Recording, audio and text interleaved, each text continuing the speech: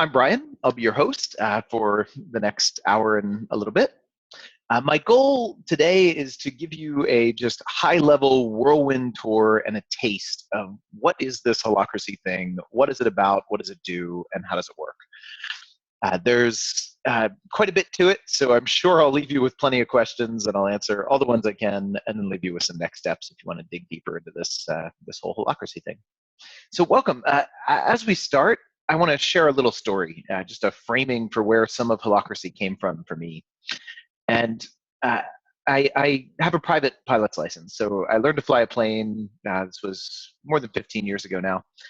And when I first learned to fly, I had this pretty scary experience. I was still a student. I had 20 some hours of flight time under my belt.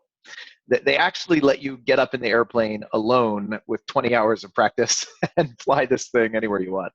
And I was doing just that. I was flying my first time, flying about 150 miles away from my home airport. So I was flying long distance with no instructor, first time. And as I'm about halfway to my destination, the low voltage light comes on my instrument panel. And you know, when you're a student pilot, they don't teach you much about the hardware, right? I barely knew how to fly the thing. I didn't really know much about what low voltage would do in an airplane and what I should do about it. So I followed my instincts, which turned out to be a terrible idea. My instinct was check the other instruments, right? So one by one, I went through every other instrument on my panel. I looked at my altimeter and it said, you're not losing altitude, no problem there. I looked at my airspeed. It said, you're not losing speed. No problem there. My navigation aid said, I'm perfectly on course. No problem there. Plenty of fuel. Every other instrument on my control panel said, everything's fine. There's no problem, except the low voltage light. So I let those other instruments outvote the low voltage light. I said, this must not be that big of a problem, right? No other instrument is reporting anything wrong, so it must not be that big of a deal. Right? I outvoted the low voltage light with the other instruments. I ignored it and I kept flying. Turns out that was a really bad idea.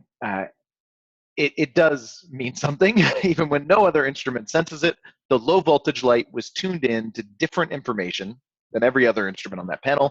I nearly crashed the airplane. I ended up completely lost in a storm, violating international airspace, almost out of fuel, no radio, no lights. It was a bad situation. When I made it down, fortunately, barely, and afterwards, I reflected on this, you could imagine, for many months after. It was a very shaky, scary experience. And I realized what I did there by dismissing the low voltage light, because it was the only instrument reporting anything off, happens in organizations again and again and again. And it happens in mine. It happened in the one I was leading at the time. I'm a entrepreneur. I was the CEO of a software company at the time. And I realized I was doing this, right? I was outvoting the low voltage light in my company.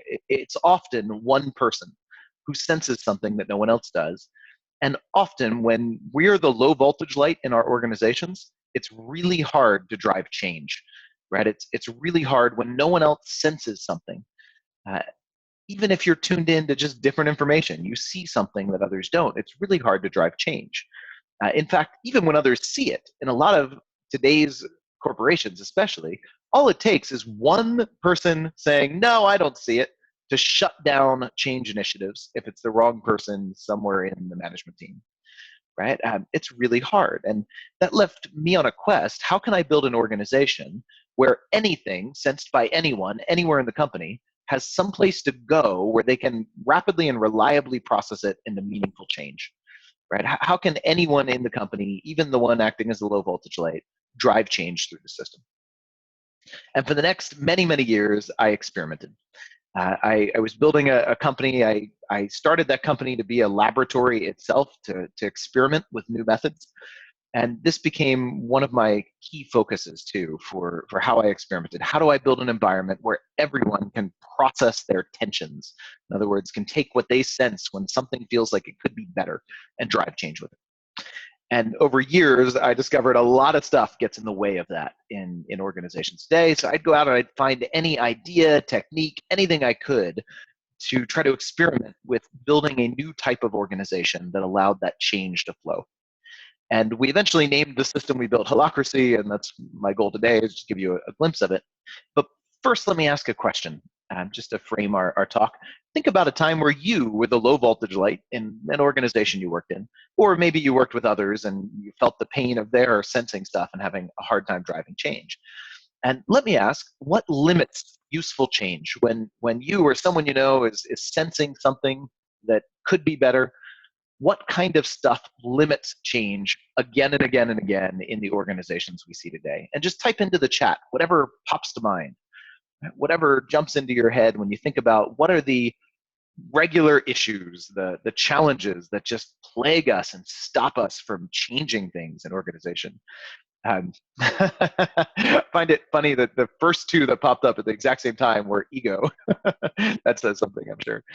Fear of lawyers, that's good too. Fear in general, fear of lots of things. Lawyers is certainly one of them. The hierarchy, of course, the chain of command, the boss is not seeing it. Resource issues, sure, lots of resource constraints today. Workflow, lack of consensus. I see consensus a few times. That's a big one in the work I do that I run into a lot. And one of the main things that Holacracy tries to address, actually, is the analysis paralysis that happens when you have to get everyone bought in on the same page before you can drive a decision. That's incredibly difficult to drive change in the face of. So I see that one again and again. Distance from the customers, absolutely, yeah, definitely. Power hunger, definitely. Lack of accountability issues in general. More fear ones coming up, right? There's a lot today that gets in the way, and the funny thing is I hear the same answers again and again. It doesn't matter where in the world I am, what kind of group I'm talking to, who's in the audience, for-profit, non-profit, public, private, big companies, small. I hear the same kinds of answers. Right, the ones you guys just named many of, right? This is really common. This is not surprising, right? I don't think there's an organization on the planet today that doesn't suffer from some of these things some of the time, if not all of them most of the time, right? And yet we haven't solved this yet, right? Think of the economic cost in the world today of every organization all over the planet. It doesn't matter what culture I'm in, I hear these same issues. If all of us are suffering from this, the cost is huge. Why haven't we solved it? Not just the economic cost, the human cost. How many years of our lives do we lose from the stress of some of these issues, right? It's really difficult. And as I explored that question, I came to a conclusion, which was, I don't think it's any one thing going wrong in an organization that results in this. In fact, I don't even think it's many things going wrong that lead to this. I think it's much subtler than that. I think our organizations today are perfectly designed to achieve these results, right? In other words, it's not something that's just going off that we can just fix. There's something about the fundamental design of our companies that reliably, predictably gives rise to these issues, which makes them incredibly difficult to solve. That's why I think they're plaguing so many organizations today. You can't just fix something and resolve these. There's something inherent in the way we're organizing, in the social technology of how we work together that results in these. And that led me to dig pretty deep. I realized if I wanted to build an organization that didn't suffer from some of these as much as most of the companies I have been in, I needed to look really deep and even question the fundamental way we organize, the way power works, who can make what decisions, and how do we decide that? The way we break up the work, the way we organize each other. I realized I needed to question some pretty deep stuff. And that led me ultimately to question the management hierarchy itself, right? This is the way we've been structuring organizations for quite some time now. If you think of organizations as having an underlying practice of how we work together and organize, this is the practice, the methodology, if you will, for how we divide power in a company. We have a command hierarchy. We vest power at the top in a CEO or something like some equivalent role, and then they break it down. Right? And we use that for some good reasons. This isn't here just to satisfy egos, although sometimes it does that. I can speak as a CEO. This often does satisfy your ego. But it's also there to get control, to get alignment, to get accountability. It's there because we need some way to break down the work, some way to and get structure in our companies. There are a lot of really good reasons for this structure. And as much as my work is really about moving beyond the management hierarchy. That's not to say this hasn't served us well. In fact, I think it has. I think we're here today talking about alternate methods than the management hierarchy because this has been so wildly successful. It's helped build a world that is more complex than it can manage. If you think about a company mid last century, this structure was sufficient, right? For the level of complexity in the environment, the level of interconnection, the demands on our organizations in 1950, right? This served, you know. You didn't have the need for the level of responsiveness and transparency and complexity management that you do today. But today, this structure does not rise to the occasion more often than not. It leaves us wanting something more. Uh, and that brings us to what else can you do, right? What are the other ways you can organize? And there is another paradigm out there, another entirely different mindset underneath a way to achieve order in the world today. And we see it in our cities. We see it every day. We go outside of our organizations and transact, navigate in a market, or fly to a foreign city. And I can fly to any city I want in the world today, pretty much, any modern city, most of them. And I can trust that I can find a ride to a place to eat. And I can order a salad, which actually is a massive cooperation. The ingredients in my typical salad come from literally all over the planet. And there was no giant supply chain management department trying to figure out how to get all the ingredients to my salad in the right place at the right time through top-down predict and control planning.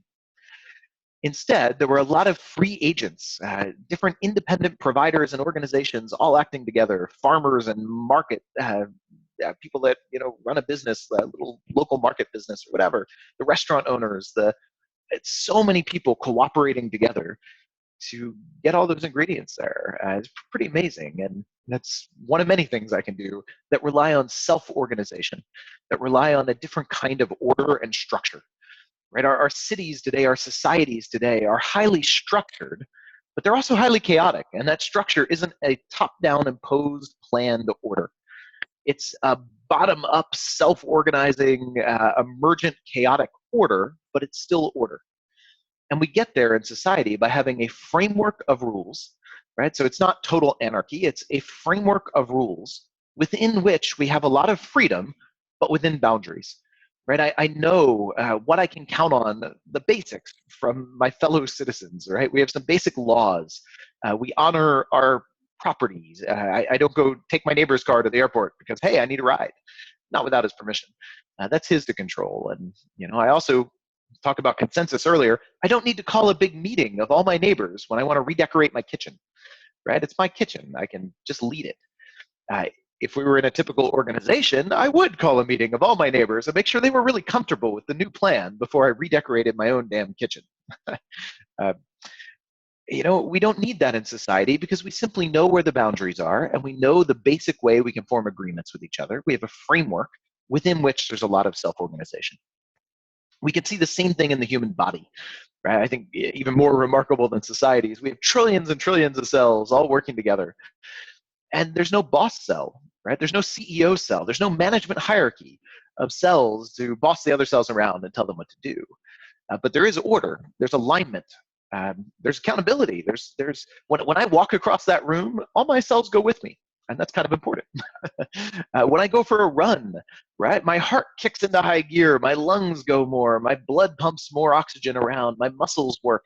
Every part of my body is working in alignment for an overall purpose, but without top-down, centralized predict and control planning, right? Instead, we have this dynamic, self-organizing system. Every cell has autonomy, right? Every cell has its own job, its own inputs and outputs, its own process. No one tells it what to do. But we have organs that wrap together the autonomy of our cells into a larger autonomous function without dominating the cells inside, without violating their autonomy. It builds on their autonomy. And that paradigm is possible in our organizations as well. At least that's, after many years of experimentation, that's what Holacracy is really about. It's a new way of figuring out that kind of order.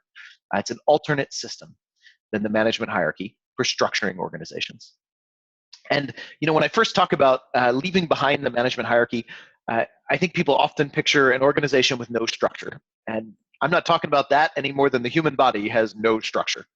right? Holacracy, organizations using Holacracy are more structured, not less than the management hierarchy. They just get to the structure differently. It's not a top-down imposed order.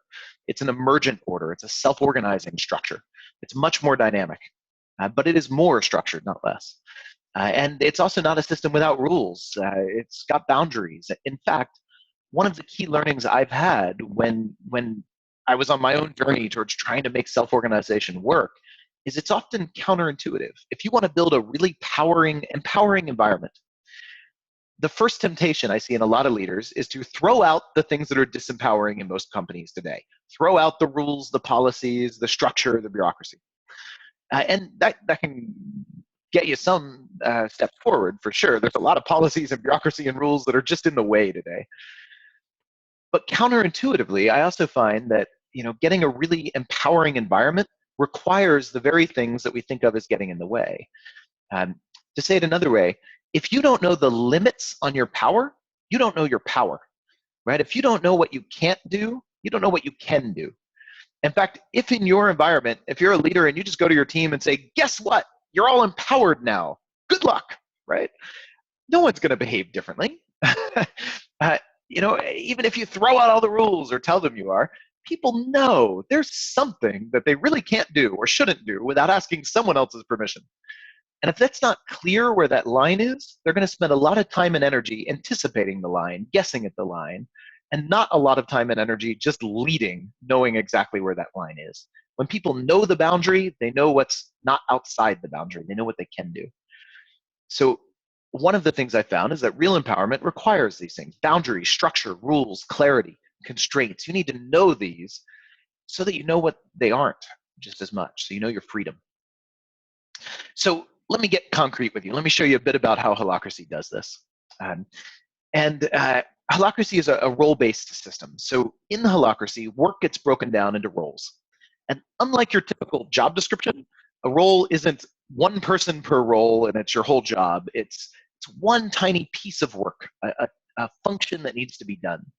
And you, a person, might show up and fill 10 roles or 20 roles in a company. You might fill roles in multiple teams throughout the organization, right? So with Holacracy, you don't have these static giant job descriptions. You have lots of micro roles, right? And this is one of them. This is one of about 30 roles I fill in my company. It's called Holacracy Spokesperson. I'm doing it right now. I'm spreading the word. I'm conveying the Holacracy brand and hopefully giving you a taste of the why of Holacracy by the end of this. And so every role in Holacracy has a purpose.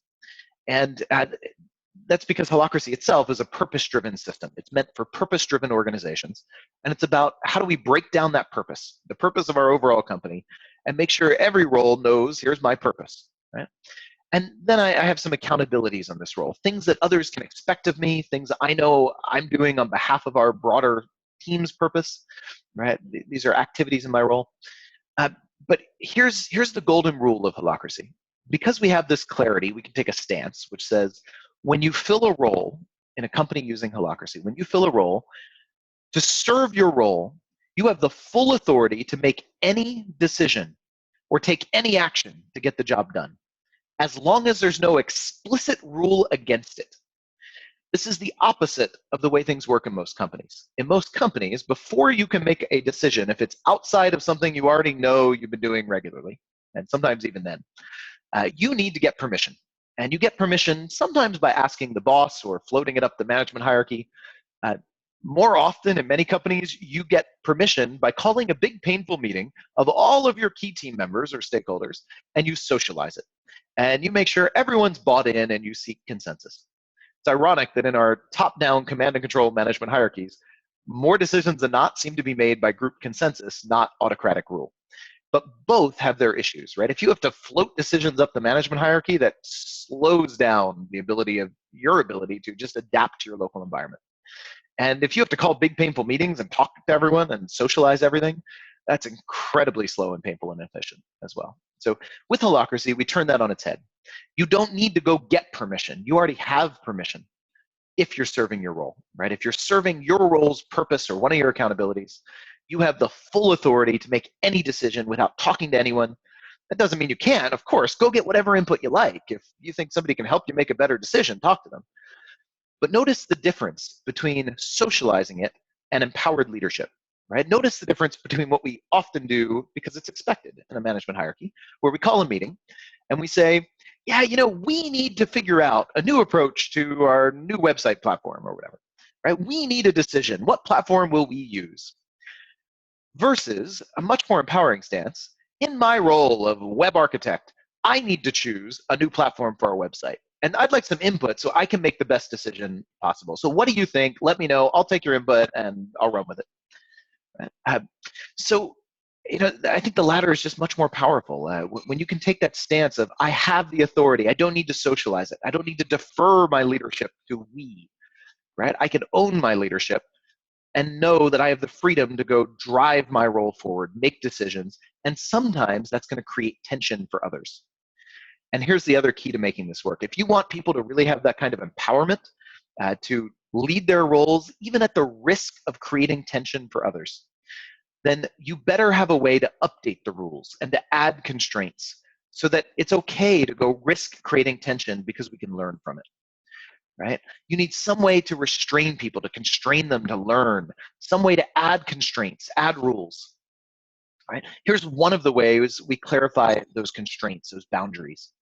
This is another role in my company, our web architect, filled by a colleague of mine. And this role has what we call a domain. And a domain, it's kind of like this role's property, right? Just like in society, I know what my neighbor's property is, and that tells me don't mess with it without his permission. Same thing here. This is saying our website is the property of our web architect role. So if I want to mess with our website, I need to go get permission from our web architect. It doesn't matter if I'm the founder of the company and he's the newest hire. All that matters is he's filling the role of web architect. It's his role to steward, and his role has some property that I need to honor.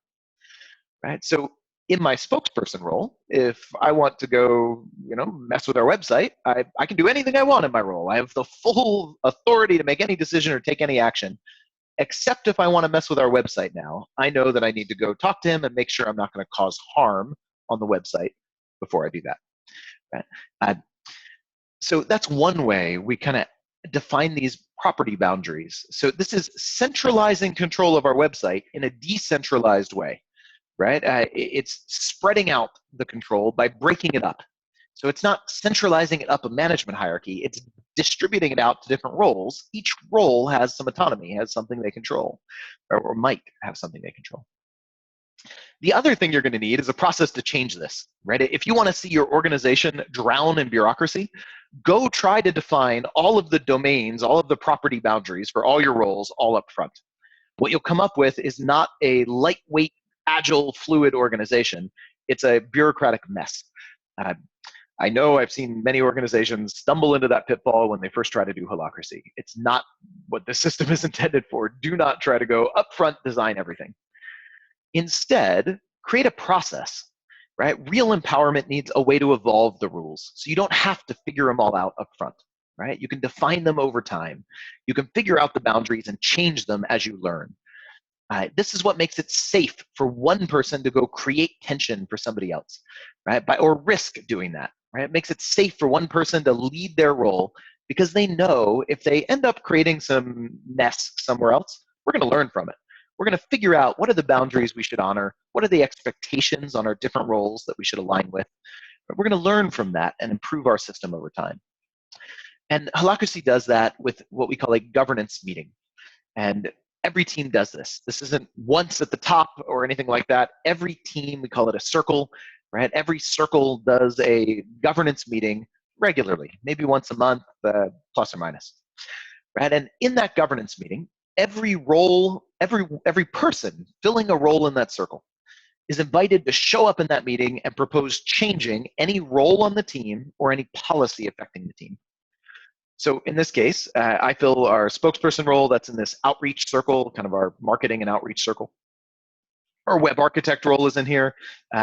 Once every month, we all are invited to this governance process, and we can all propose changing anything we want to the team, and there's a discipline process for that. Notice, though, we're not using the governance process to make decisions together. We're not using it to decide, should we use WordPress or Drupal for our next website?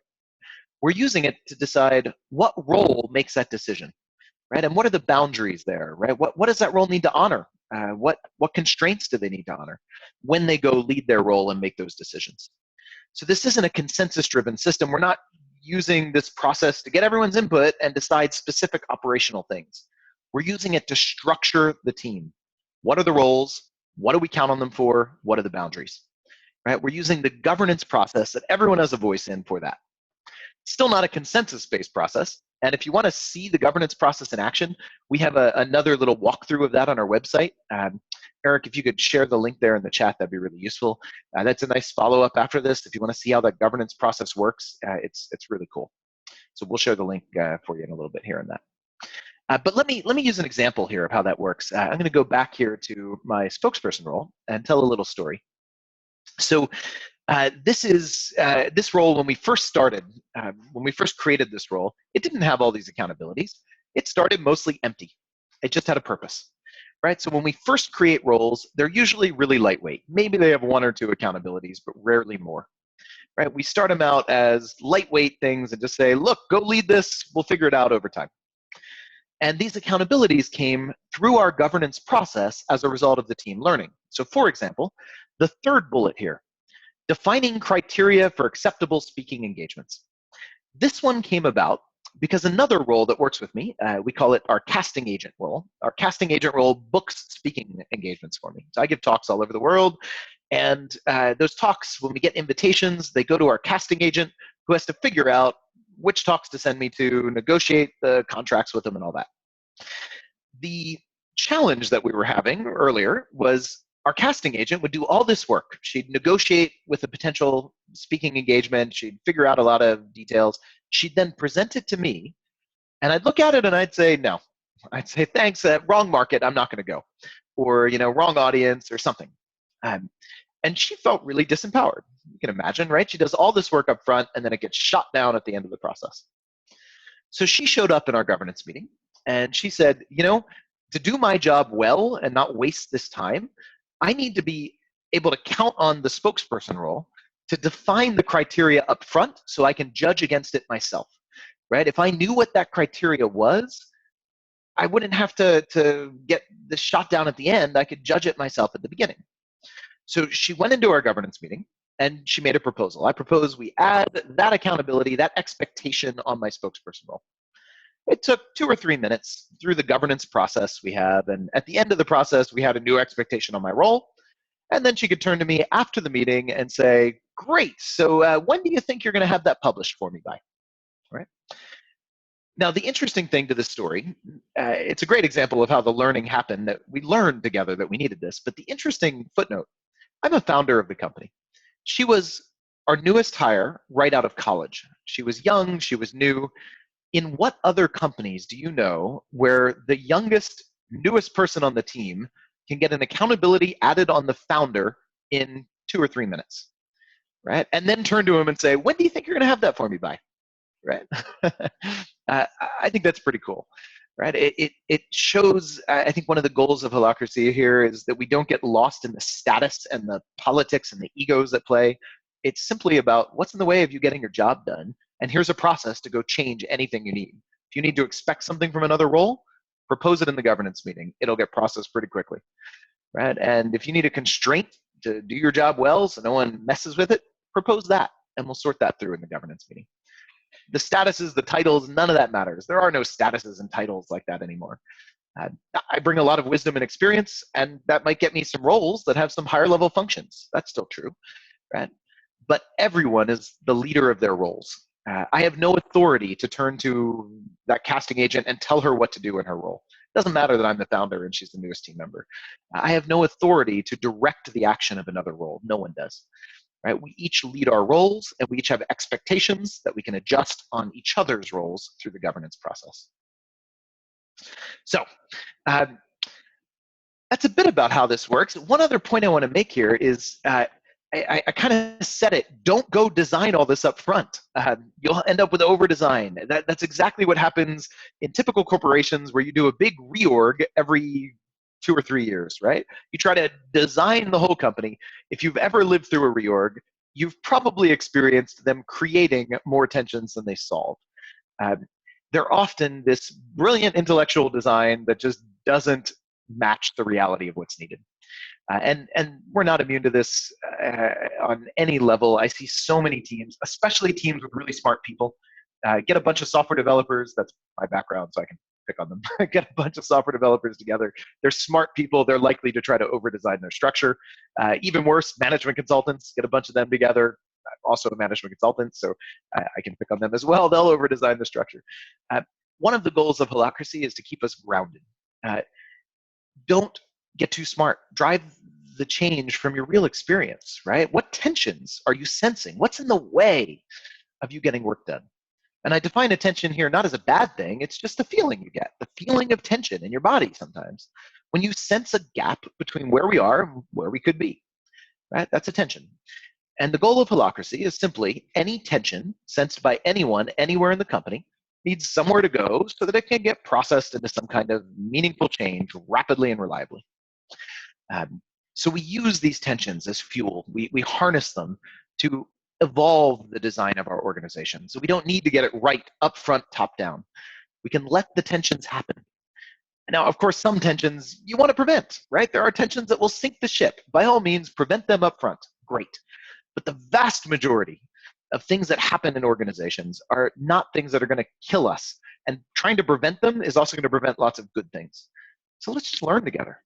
Holacracy is about adding processes that make it easier to learn over time and evolve. To do that, stay grounded and make sure you process your tensions through the meetings. And this then gives you a totally different org chart. There is no management hierarchy. There are no managers. There's no bosses. There's no subordinates here. There's roles, and people fill roles maybe in many teams, right? This is our org chart.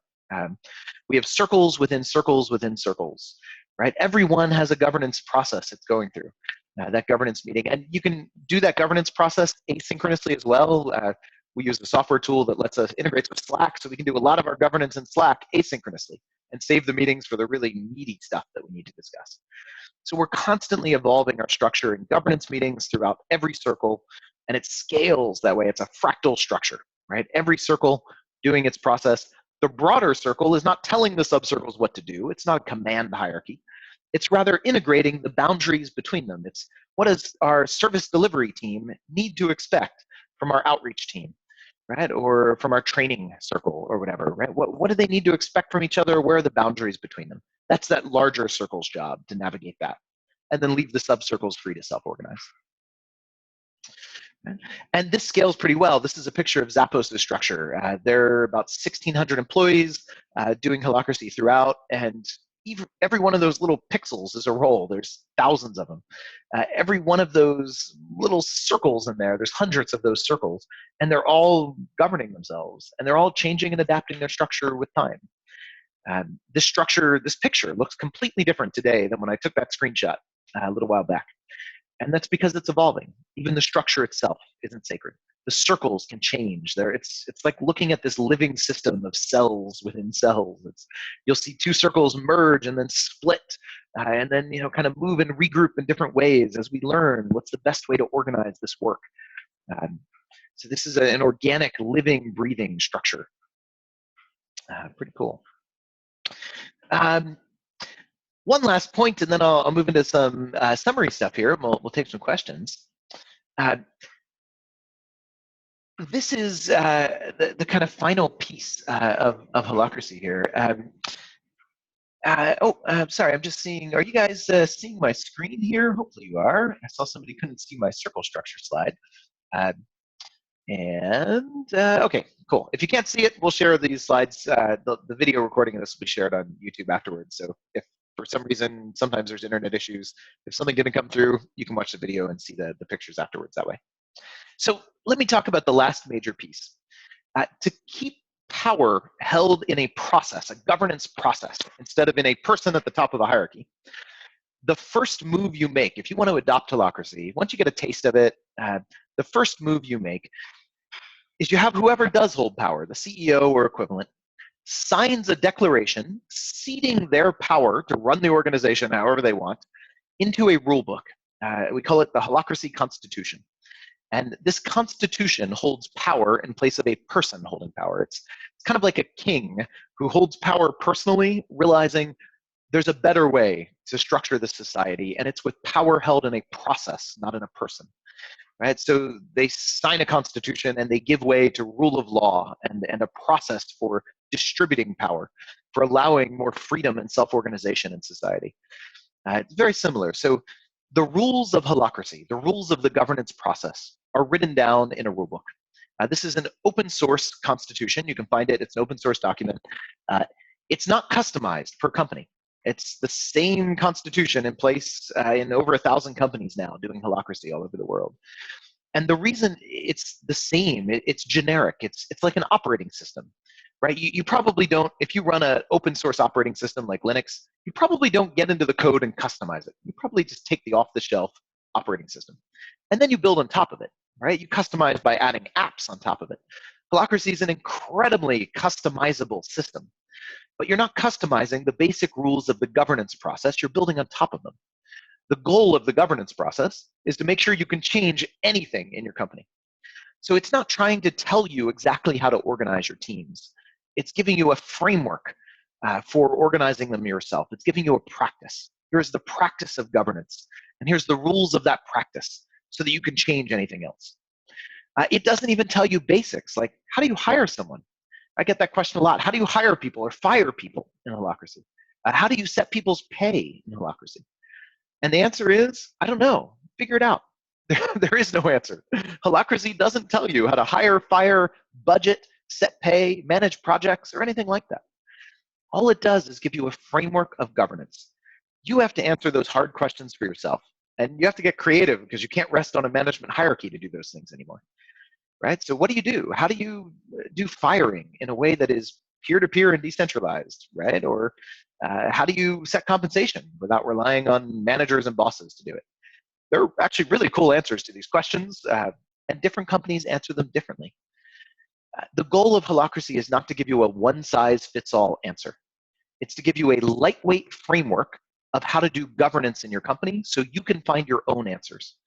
Right? The same way you need to find your own answers for how do you build your widgets or market your services or whatever it is you do in your company. Holacracy is not answering that for you. It's just giving you a way to change things. So another way of asking, that if you think of those core processes, hiring, firing, budgeting, compensation, whatever, have you ever felt tension about how your company does those things? And if so, do you have a reliable process to go to where you can use that tension to drive meaningful change rapidly and reliably?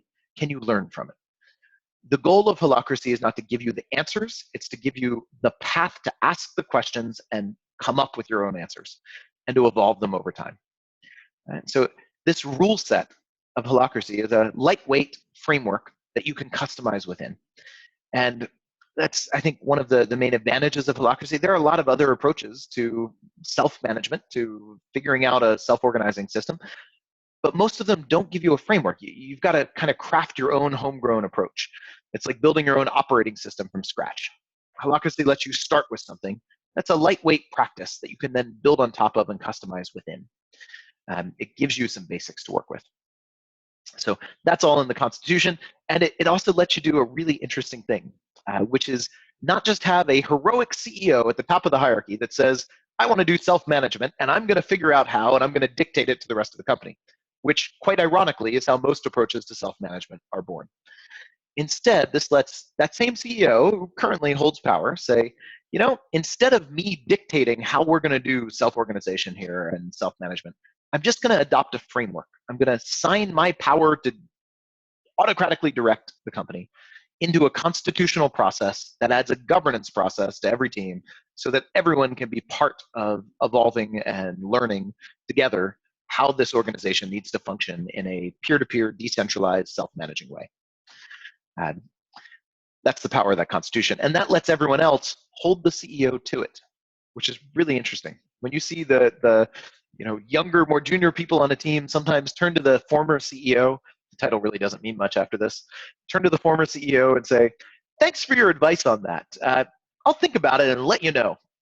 That's actually really cool. As a CEO, I love that. A former CEO now.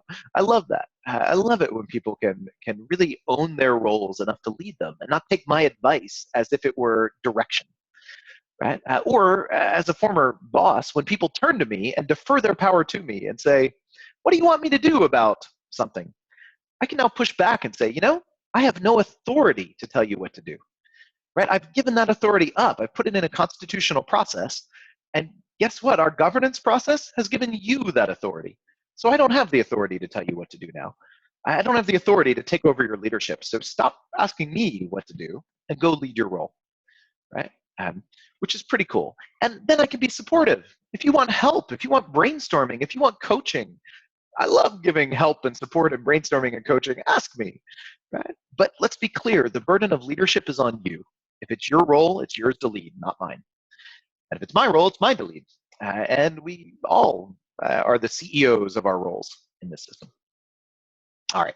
So to wrap all that up, put all those pieces together, some quick summary shifts to highlight. We shift with this from static job descriptions to these really dynamic roles that are changing constantly as we learn and govern together. And you might have many roles in all different teams, not just one place in a big hierarchy. Instead of authority being delegated to you by managers who can undelegate it later, the authority, the ultimate authority of the organization is not vested with a management hierarchy. It's vested with a constitutional process that then defines a governance process that every team engages in to distribute out authority. And that means instead of big reorgs top down, we're iterating rapidly. We're doing a micro reorg in every team every month in a governance meeting. Right? We're constantly iterating on the design of our organization to learn the best way to structure and organize together to get our purpose met. And that means we have a channel to influence the structure, so we don't need to kind of work around the structure by playing politics. Politics is useful in most companies. It's how we get work done. Right? It's needed, unfortunately. Here, it's simply not needed. There's more effective ways. It doesn't magically make politics all disappear, but it gives people better channels. Why play politics? That's messy and it takes a lot of work. When you can instead just go to a governance meeting and propose a change and trust that there's a good process to hold it, right? And you can get alignment through changing the structure and the rules of the game in your team, instead of by trying to kind of get consensus and agreement through politicking. So lots of really powerful key shifts for an organization, I think, here. And in practice, again, there's about 1,000 companies doing this. There's some interesting results. You can read a lot more case studies on our website. I'll leave you with a few thoughts now on kind of where to go from here, and then I'll open it up for questions. In summary, I call this a new social technology or a new practice for how we organize, and an alternative for the management hierarchy, a new way of working with power in an organization. If you want to learn more, we have trainings on Holacracy. We do a 4.5-day deep dive training to give you hands-on experience in the governance practice and the other parts of Holacracy. There's more to it than that. It's pretty deep. We have, if you're up for a last-minute trip, the next one, it starts on Monday in London. There are some seats left for that Monday in London next week. After that, we're coming to Amsterdam in, I believe that's September. There's a link in the chat there where you can see all of these upcoming events. This is our practitioner training I'm talking about. It's our deep dive 4.5-day event. Scroll down on that page and you'll see it. After that, we're coming to San Francisco in, I want to say maybe October. You'll find it all on the website. In addition to that, there's lots of free resources on our website. You'll find a video about our governance process and a walkthrough of that. Holacracy is hard to do on your own without help, so I would encourage you, if you're interested in this, at least get training, and if you can, get coaching. There's also one of our other services. We provide Holacracy coaching. We usually start with a simple 2-day workshop. So if you're thinking about adopting this and you want to kind of test it out, or help build some buy-in on your team or whatever, we do a 2-day workshop, often with executive teams, where we come in and we run them through Holacracy's methods with their real issues on their real team. So they get to kind of compare. How do we normally solve our issues? How does Holacracy help us do it? And what's the output of that look like compared to what we normally do? And at the end of those 2 days, they're usually more ready to say, let's actually do this across the organization, or not, or this isn't right for us. But hey, we still did 2 days working on our issues and learned something we can take away from it. So if you're interested in that, reach out to us. We also have a network of licensees that do this all over the world. So if we're not the right organization to help you, we can put you in touch with somebody who is. So feel free to reach out there. Again, if there's anything else we can do to support your journey, please let us know. You can reply to the follow-up email you'll get from this webinar, or just go on our website and click contact. We're more than happy to field any questions you have, or at least direct you to where you can get some answers. If we have questions here that I don't get to answer, I'll do as many as I can. You'll find a community of practice online, forums where you can also post questions to and get lots of good answers from our broader community. There are a lot of people now living this every day, and it's just kind of the ordinary way they show up at work. So there's a lot of wisdom out there in the community now. With that said, thanks for joining me this far. I'm going to switch now to some questions. So if you're ducking out, thanks for participating. And if you're staying, we're going to go even deeper, I hope, in some good questions here. So let's see. Eric, if you can give me my question link here in our Slack channel, that'd be great. And I will start looking at the questions. So let's see. Let me see if I can find a few good questions for us here. Is there a tool on the website for playing with initial role assignments? Yes, there is. So we use a tool. We have a tool called GlassFrog. It's what the screenshots you may have noticed there were taken from. Here, I'll show it to you on my screen.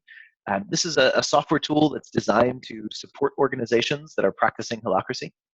Right? So you can, there's a free version and then a premium paid version that has some extra functionality. You can find this at glassfrog.com.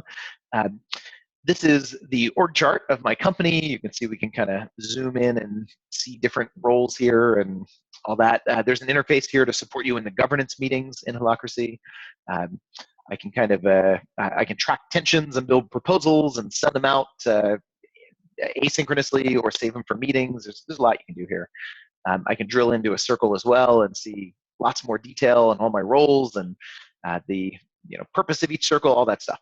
So you can use this tool, but this tool is really meant for companies that kind of are doing Holacracy, not just ones that are playing around with initial structure, although it's useful for that too.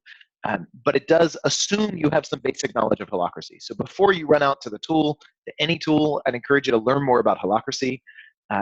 There's, of course, I didn't mention the book. You can read the book, then the tool's going to make more sense. Or ideally, get to a training or something like that. The tool will make a lot more sense after you've done some Holacracy training or had us come in and do a workshop or something. But if you do want to just try getting, get some initial structure set up, you can do that. Remember my key tip: don't go overboard with your initial structure. You want the lightweight setup you can. In fact, at the beginning, one of the biggest pitfalls, people try to design the right structure, ideally for their company. And the far more effective approach, take however you're already organizing, however bad it might be, and just translate it into circles and roles. Don't try to change it. Don't try to add to it. Don't even detail it all out. Go simple, lightweight. Just create some basic skeletal framework structure to mirror what you're currently doing, however you're doing it now. For example, one of our clients, they were a smaller company, and the CEO historically had fired people when people needed firing. So they mapped that. They created a role. They named the role the executioner. And they gave that role the authority to fire anyone. Had one accountability: firing people when needed. That's not a really great approach, but it mirrored what they were doing then. And they started with that. And then tensions came up about that, right? That wasn't the best answer to that question. So they started evolving it. It got some extra accountability so people could count on it to do some other things before it made firing decisions. And then eventually there was a policy that said 3 people have to fill that role, not just 1. And at least 2 of those people have to think it's a good idea, right? So they started evolving towards a more peer-to-peer decentralized system, but they didn't start by trying to design it. Likewise, your roles will evolve through the governance process. You do not need to design them all up front the right way. What you need to do is get good at governing, right? Then you don't have to answer it perfectly up front. You can let the answers emerge, let them evolve. All right, let's see what other questions we have. Let's see, what's the difference between Holacracy and Teal? So if you haven't heard that language, Teal, It refers to a model that comes from the book Reinventing Organizations. It's a wonderful book. I highly recommend it. The author is Frederick Laloux. And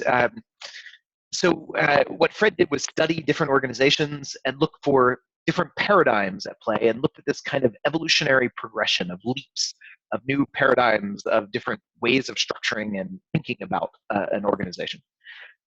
And he color-coded them, so he labeled the kind of highest level tier that he discovered in his research teal. And I get this question all the time. He also wrote about holacracy quite a bit in his book as well. Teal is not a system. It's not a framework. It's not a practice. Teal is a paradigm. It's a set of principles. Holacracy is a practice that embodies the teal principles. Holacracy is a framework, a practice, something you can go do. You can't go do teal. It's a set of principles. For anyone my background's with the agile software world, it's like agile. Agile is a set of principles. Then you also need practices. You need methods like Scrum or XP or whatever other methods you might have. You need both. And in fact, principles usually don't go too far until you have practices that reliably embody them and let people actually enact the principles even before they completely internalize them through everyone in the company. And that's what holacracy is. So a great quote about this comes from Tony, the guy that adopted holacracy at Zappos, former current CEO in name and in title for the outside world, but internally he has no power of a CEO because he's using holacracy, right? So Tony said something. It's not quite a direct quote. Don't quote me on this. It was something like this: teal is the goal, holacracy is the way. All right, something like that. In other words, what they want to do is embody a teal paradigm. All those principles embedded in their organization. The way they're getting there is through holacracy as a practice, as a framework for expressing teal principles. So if you want to get teal principles in place, as somebody who was on that journey way before that research was done that led to holacracy, that's what I did. I didn't start with holacracy. I started with how do I home grow my own approach to self-management. It takes about 10 years and a whole lot of trouble and effort. Or you can do it with holacracy and cut that time down by a pretty sizable order of magnitude, right? So holacracy gives you an accelerator to get to a teal organization, if you will. So it's one way to think about the difference. I hope that helps. That book is excellent for anyone looking to rewrite this. Teal, like the color, T-E-A-L, teal. And again, the book, Reinventing Organizations by Frederick Laloux. All right, let's go to another question. Let's see. Sounds like it would take quite a bit of time to establish roles, rules, domains, since you do not design up front. Does this cause a lot of tension when starting out with holacracy? Let me say it this way. It doesn't cause a lot of tension. It reveals the tension already in your system. Probably, it's already there. Holacracy is not the cause of that. Holacracy is the mirror that lets you see it. Right? If things are already working smoothly and there's minimal tension, holacracy is not creating it. You're going to continue doing things implicitly smoothly. Right? You don't need to document everything in holacracy. You follow the tension. So if something is working, it's causing no tension, you don't need to document it. And it's not going to change it, right? Keep doing what you're doing. It's working. Holacracy is there as a tool when something isn't working as well as you can envision. You sense a gap, right? Then you have an opportunity to clarify things. Those gaps exist before holacracy. Holacracy is not creating those gaps. All it's doing is giving you something to do with those gaps. So a friend of mine said it like this when his company adopted holacracy. He said before holacracy, it was like all their tensions were just bottled up. They were still there. He said it was like they had a soda can and they had been shaking it constantly and there was lots of tension in it. You didn't notice it, but it was there. Holacracy was like popping the top on that soda can and all the tensions fizzed up, right? So at first, the governance meetings were packed. They were full, lots of tensions coming up. They weren't created by holacracy. They were tensions that had existed for literally years in their organization that had nowhere to go. Eventually, after many months of processing tensions and getting better at it, many months, the pressure subsided and they hit this equilibrium, right? Where now all the tensions that came up were new tensions, not tensions that had been around bottled up for 2 years with no solution. And I think that's actually pretty remarkable.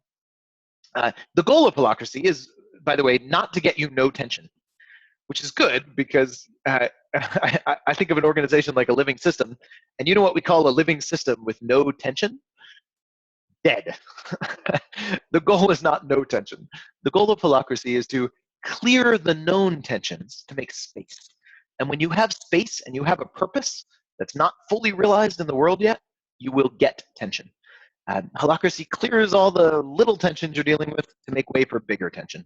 And then it lets you clear those to make way for yet more meaningful purpose-aligned tensions. And then you clear those for the next wave, right? Like it's constant. It's not about removing all tension.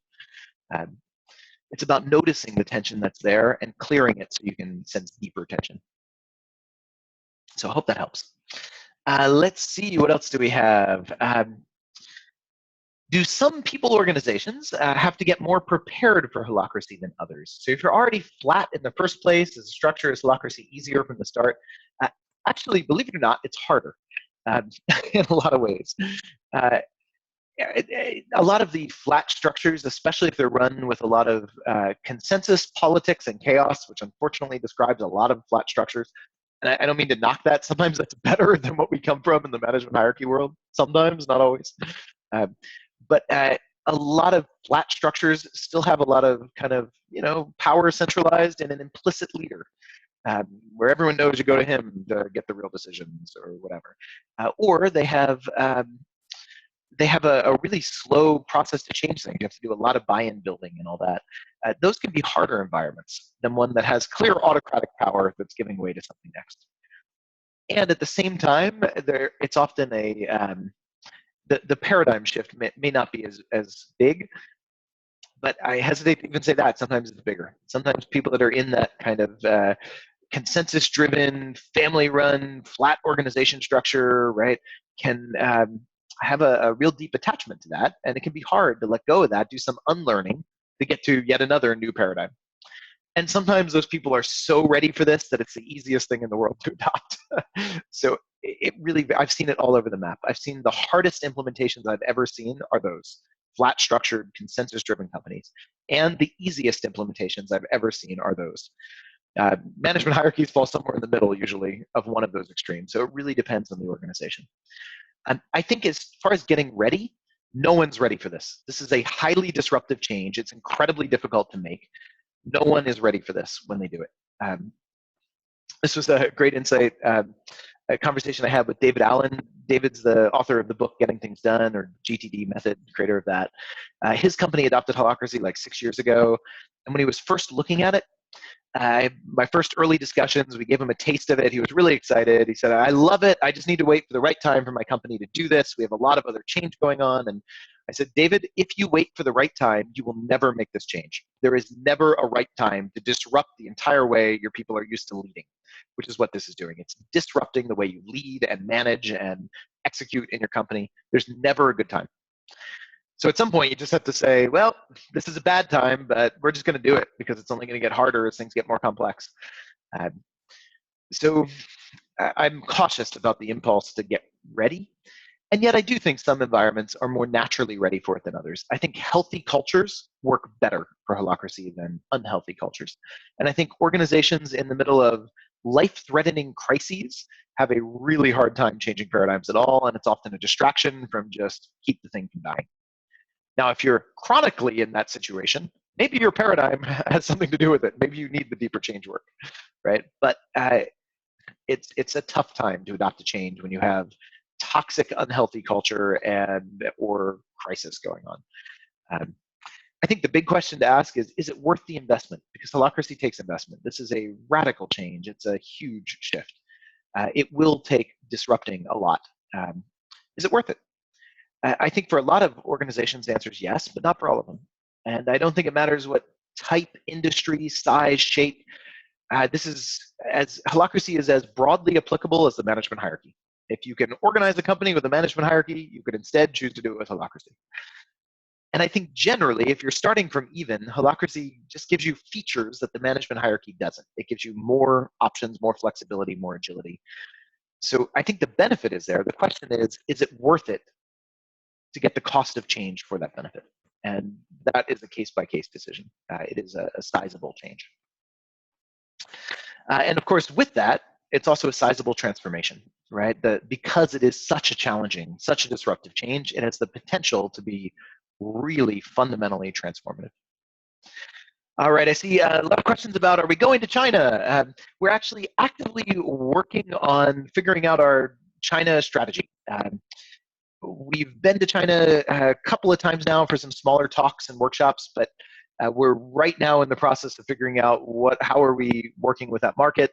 There's some active stuff I can't talk a lot about right now, but there are active explorations going on right now for what we do with the China market.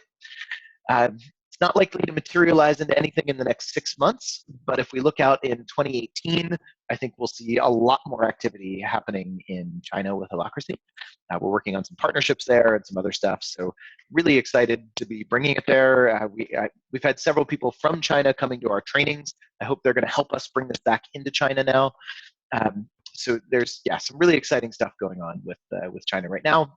If you're interested, send us a message and we can add you to a list so that when we do have something going on in China, we can let you know. And in the meantime, consider hopping over to San Francisco. We have a training coming up there later this year, and it's as short of a hop from China as you get in the United States, and shorter than our trips in Europe, so check that out.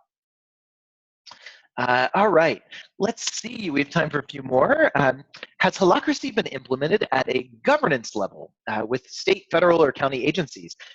Yes, actually, there's some really exciting work going on there. There's a state-level agency in the state of Washington in the United States that is running with Holacracy, and actually they've got Harvard Business School is doing a study on it, which will be released, I don't know, sometime in the next who knows, year maybe. Academic world takes a little longer than the business world I'm used to.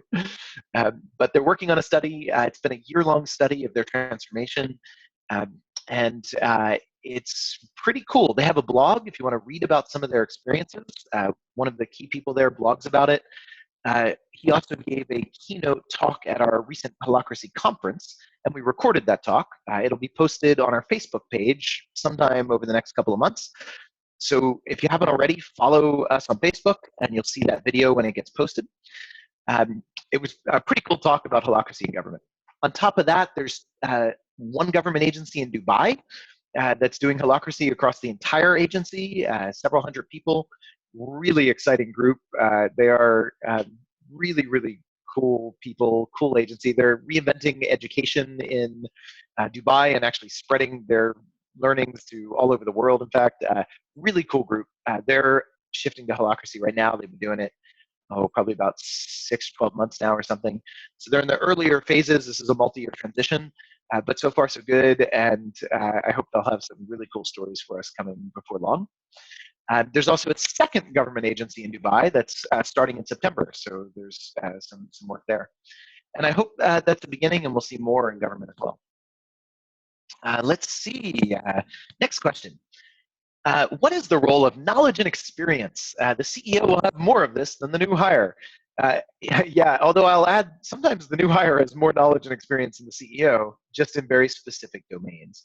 And the goal of Holacracy is not to strip power away from the CEO, it's to raise power of everyone else throughout the system, right? So as a former CEO, I don't feel like I have less power and control using Holacracy now than I did before. I just feel like everyone else has more of it, right?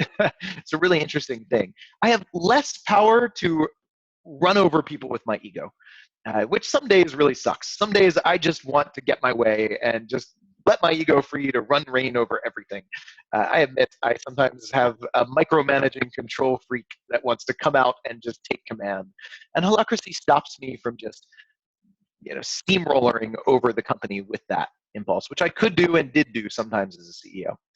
Instead, what Holacracy does, though, I still have power to change things. I just have to go through governance and create the right expectation structure, the right roles, the right constraints, the right framework, which frankly is what I wanted to do as a CEO in a management hierarchy anyway, right? I wanted to be the kind of leader that didn't just micromanage, but that created other leaders. I wanted to be the kind of boss that defined the responsibilities of my team members and said, look, here's your area. Within that, I'm not going to micromanage you. Here's your responsibilities. Lead your area. Ask me for help if you need it, and I'll get out of your way. I wanted to be an empowering boss. And on my good days, I was. And on my bad days, I wasn't. It's really easy as a boss to take the lazy road out and micromanage sometimes. Holacracy simply removes that option. It doesn't let me be lazy and be micromanaging and control freak. Instead, it forces me to take the approach I really, at the deepest level of my own values, I want to take anyway. It forces me to clarify, what am I expecting here and why? And what are the roles? And I have to go propose those in governance. And if somebody else sees a reason that my proposal is going to cause harm in another part of the business, I have to listen to them and find a way to integrate it. And it gives everyone else the same avenue, the same channel. Anyone can go to that governance process if they work on that team and propose changing something on that team, right? And that's pretty powerful, right? It's not stripping my power away. It's giving everyone access to the same powerful place to go help the organization learn and evolve. So I feel like I have just as much power and control as I did. I'm just working in a team where everyone else has it too, and we share the burden of leadership. Now, of course, in some areas I don't. I can't direct somebody's action, but that helps me, right? It gives me boundaries, and it helps me focus on what I really should be doing with my leadership, my roles. And now you asked about knowledge and experience.